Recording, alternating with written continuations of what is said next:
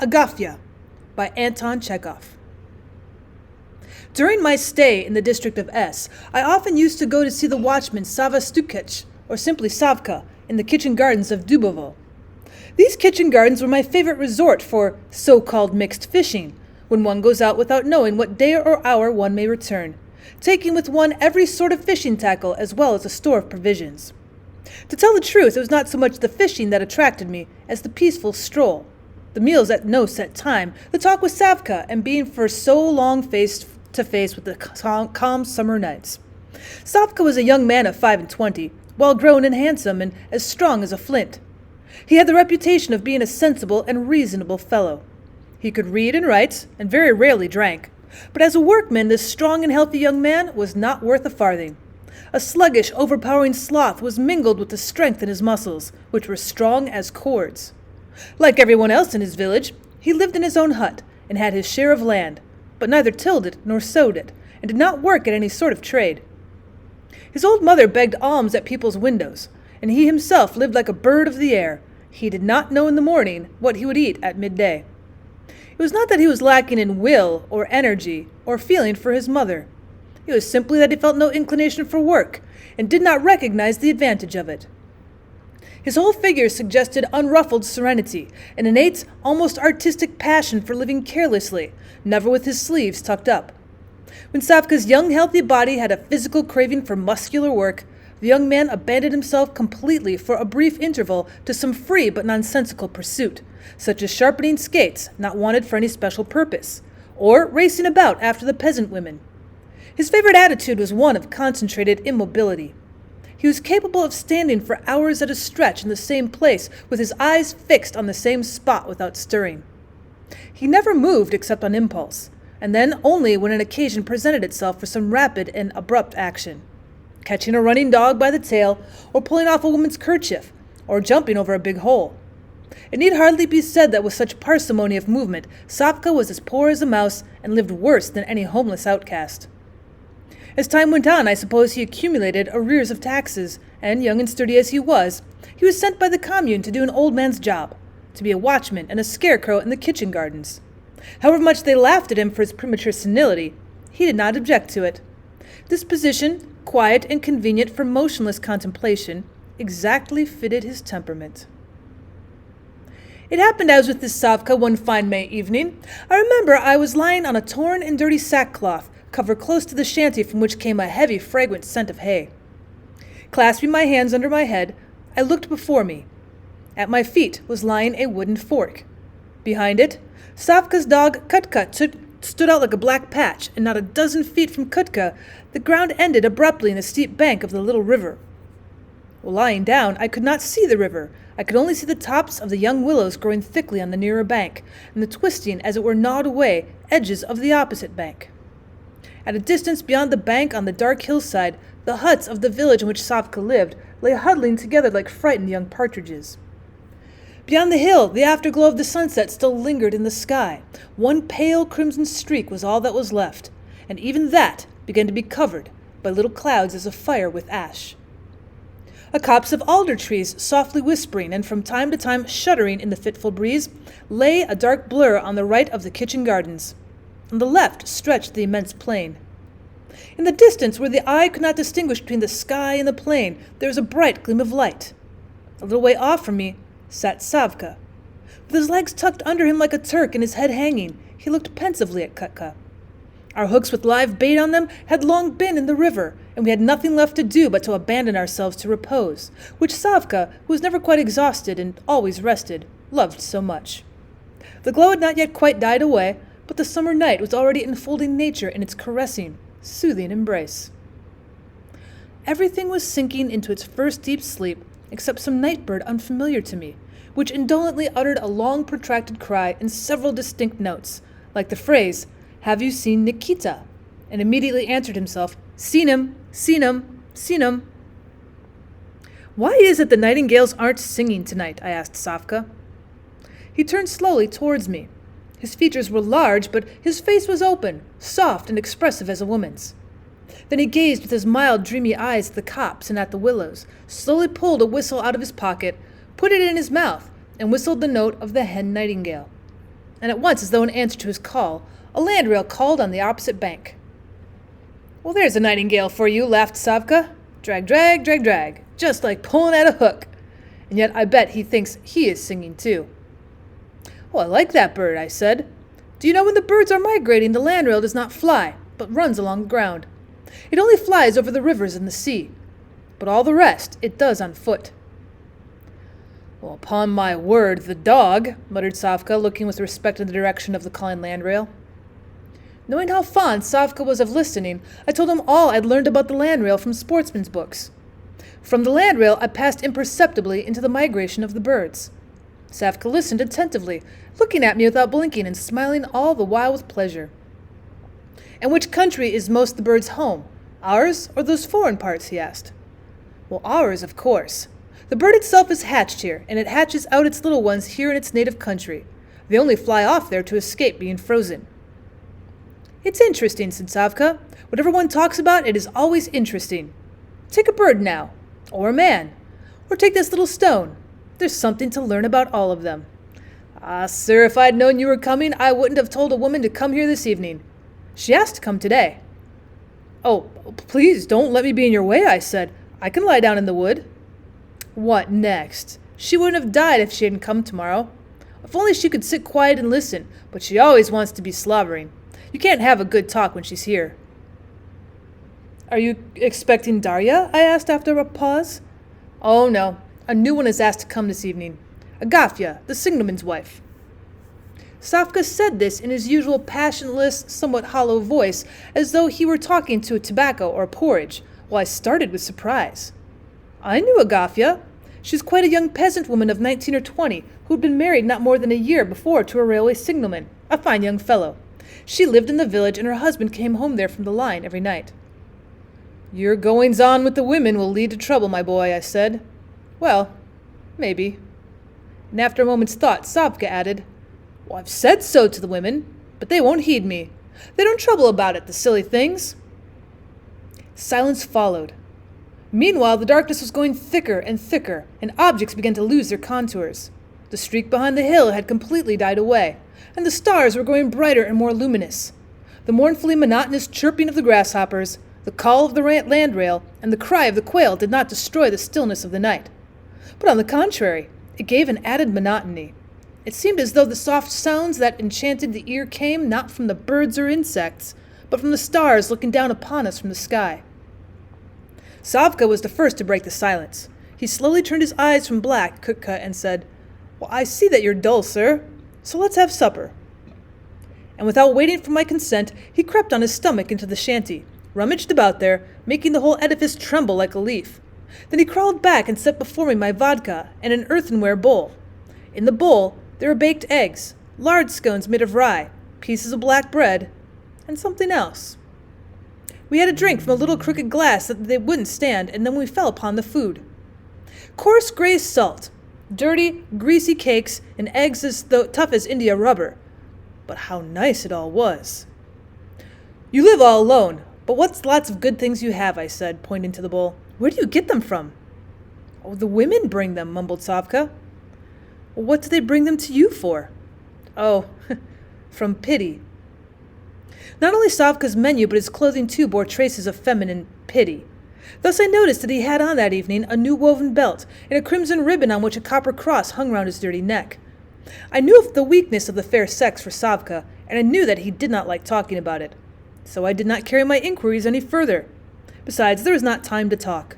Kutka, who had been fidgeting about near us and patiently waiting for scraps, suddenly pricked up his ears and growled. We heard in the distance repeated splashing of water. "Well, someone is coming by the ford," said Savvka. 3 minutes later, Kutka growled again and made a sound like a cough. "Shh!" his master shouted at him. In the darkness there was a muffled thud of timid footsteps, and the silhouette of a woman appeared out of the copse. I recognized her, although it was dark. It was Agaffia. She came up to us diffidently and stopped, breathing hard. She was breathless, probably not so much from the walking as from fear of the unpleasant situation everyone experiences in wading across a river at night. Seeing near the shanty not one but 2 persons, she uttered a faint cry and fell back a step. "Ah, that is you," said Savvka, stuffing a scone into his mouth. Well, yes, she muttered, dropping on the ground a bundle of some sort and looking sideways at me. Yakov sent his greetings to you and told me to give you, something here. Oh, come, why tell stories? Yakov, laughed Savvka. There's no need for lying. The gentleman knows why you've come. Sit down, you shall have supper with us. Agafya looked sideways at me and sat down irresolutely. I thought you weren't coming this evening, Savvka said after prolonged silence. Why sit like that? Eat. Or shall I give you a drop of vodka? What an idea, laughed Agafya. Do you think you've got hold of a drunkard? Oh, drink it up. Your heart will feel warmer. There. Savvka gave Agafya the crooked glass. She slowly drank the vodka, ate nothing with it, but drew a deep breath when she'd finished. You've brought something, said Savvka, untying the bundle and throwing a condescending, jesting shade into his voice. Women can never come without bringing something. Ah, pie and potatoes. They live well, he sighed, turning to me. They are the only ones in the whole village who've got potatoes left from the winter. In the darkness I did not see Agafya's face, but from the movement of her shoulders and head it seemed to me that she could not take her eyes off of Savvka's face. To avoid being the third person at this tryst, I decided to go for a walk and got up. But at that moment, a nightingale in the woods suddenly uttered two low contralto notes. Half a minute later, it gave a tiny high trill, and then having thus tried its voice, began singing. Savvka jumped up and listened. It's the same one as yesterday, he said. Wait a minute. And getting up, he went noiselessly to the wood. Why, what do you want with it? I shouted after him. Stop! Savvka shook his hand as much as to say, don't shout, and vanished into the darkness. Savvka was an excellent sportsman and fisherman when he liked, but his talents in this direction were as completely thrown away as his strength. He was too slothful to do things the routine way, and vented his passion for sport and useless tricks. For instance, he would catch nightingales only with his hands. He would shoot pike with a fowling piece. He would spend whole hours by the river trying to catch little fish with a big hook. Left alone with me, Agafya coughed and passed her hand several times over her forehead. She began to feel a little drunk from the vodka. How are you getting on, Agafya? I asked her after a long silence, when it began awkward to remain mute any longer. Oh, very well, thank God. Don't tell anyone, sir, will you? She added with suddenly in a whisper. Oh, that's all right, I reassured her. But how reckless you are, Agafya. What if Yakov finds out? He won't find out. But what if he does? No, I shall be at home before he is. He's on the line now, and he'll come back when the mail train brings him, and from here I can hear when the train's coming. Agafya once more passed her hand over her forehead and looked away in the direction which Savvka had vanished. The nightingale was singing. Some night bird flew low down close to the ground and, noticing us, was startled, fluttered its wings, and flew across to the other side of the river. Soon the nightingale was silent, but Savvka did not come back. Agafya got up, took a few steps uneasily, and sat down again. What is he doing? She could not refrain from saying. That train's not coming in tomorrow. I shall have to go away directly. Savvka, I shouted. Savvka! I was not answered even by an echo. Agafya moved uneasily and sat down again. It's time I was going, she said in an agitated voice. The train will be here directly. I know when the trains come in. The poor woman was not mistaken. Before a quarter of an hour had passed, a sound was heard in the distance. Agafya kept her eyes fixed on the copse for a long time and moved her hands impatiently. Why, where can he be? She said, laughing nervously. Where has the devil carried him? I'm going. I really must be going. Meanwhile, the noise was growing more and more distinct. By now one could distinguish the rumble of the wheels from the heavy gasps of the engine. Then we heard the whistle. The train crossed the bridge with a howl rumble. Another minute, and all was still. I'll wait 1 minute more, said Agafya, sitting down resolutely. So be it, I'll wait. At last Savvka appeared in the darkness. He walked noiselessly on the crumbly earth of the kitchen gardens and hummed something softly to himself. Well, here's a bit of luck. What do you say to that now? He said gaily. As soon as I got up to the bush and began taking aim with my hand, it left off singing. Ah, the bald dog. I waited and waited to see when it began again, but I had to give it up. Savvka flopped clumsily down on the ground beside Agafya, and to keep his balance clutched at her waist with both hands. Why do you look cross, as though your aunt were your mother? He asked. With all his soft-heartedness and good nature, Savvka despised women. He behaved carelessly and condescendingly with them, and even stooped to scornful laughter of their feelings for himself. God knows perhaps this careless, contemptuous manner was one of the causes of his irresistible attraction for the village Dulcineas. He was handsome and well built. In his eyes there was always a soft friendliness, even when he was looking at the women he so despised. But the fascination was not to be explained by merely external qualities. Apart from his happy exterior and original manner, one must suppose that the touching position of Savvka as an acknowledged failure and an unhappy exile from his own hut to the kitchen gardens also had an influence upon the women. "Tell the gentleman what you have come here for," Savvka went on, still holding Agafya by the waist. "Come, tell him, you good married woman. Shall we have another drop of vodka, friend Agafya?" I got up and threading my way between the plots, I walked the length of the kitchen garden. The dark beds looked like flattened-out graves. They smelt of dug earth and the tender dampness of plants beginning to be covered with dew. A red light was still gleaming on the left. It winked genially and seemed to smile. I heard a happy laugh. It was Agaffia laughing. And the train, I thought. The train has come in long ago. Waiting a little longer, I went back to the shanty. Savvka was sitting motionless, his legs crossed like a Turk, and was softly, scarcely audibly, humming a song consisting of words of one syllable. Something like out on you, fi on you, I on you. Agafya, intoxicated by the vodka, by Savvka's scornful caresses, and by the stifling warmth of the night, was lying on the earth beside him, pressing her face convulsively to his knees. She was so carried away by her feelings that she didn't even notice my arrival. "Agafya, the train has been in a long time," I said. "It's time. Time you were gone," Savvka, tossing his head, took up my thought. "What are you sprawling here for, you shameless hussy?" Agafya started, took her head from his knees, glanced at me, and sank down beside him again. "You ought to have gone a long time ago," I said. Agafya turned round and got up on one knee. She was unhappy. For half a minute her whole figure, as far as I could distinguish it through the darkness, expressed conflict and hesitation. There was an instant when, seeming to come to herself, she drew herself up to get upon her feet, but then some invincible and implacable force seemed to push her whole body, and she sank down beside Savvka again. "Well, bother him," she said with a wild guttural laugh, and reckless determination, impotence, and pain could be heard in that laugh. I strolled quietly away to the copse, and from there down to the river where our fishing lines were sent. The river slept. Some soft, fluffy petaled flower on a tall stalk touched my cheeks tenderly like a child who wants to let one know it's awake. To pass the time, I felt for one of the lines and pulled at it. It yielded easily and hung limply. Nothing had been caught. The further bank and the village could not be seen. A light gleamed in one hut, but soon went out. I felt my way along the bank, found a hollow place which I had noticed in the daylight, and sat down in it as an armchair. I sat there a long time. I saw the stars begin to grow misty and lose their brightness. A cool breath passed over the earth like a faint sigh and touched the leaves of the slumbering osiers. "Agafya!" a hollow voice called from the village. "Agafya!" It was the husband who'd returned home and in alarm was looking for his wife in the village. At that moment there came the sound of unrestrained laughter.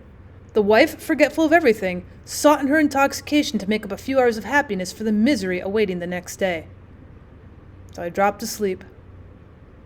When I woke up, Savvka was sitting beside me and lightly shaking my shoulder.